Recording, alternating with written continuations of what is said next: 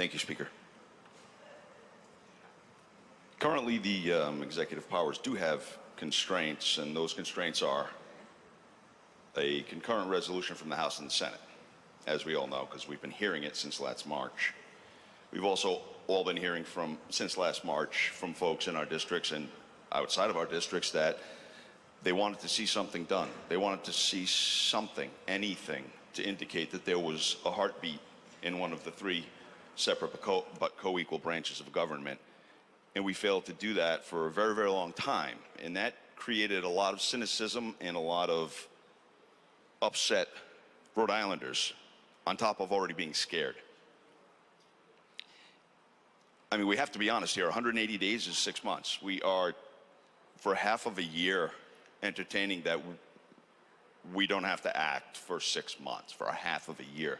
This is the only example, certainly that I can think of, where we could have or should have gone on as long as we have, because otherwise, as it was pointed out, we're dealing with blizzards of 78, which are, depending on where you lived, you were down for 2 weeks, 3 weeks, 4 weeks.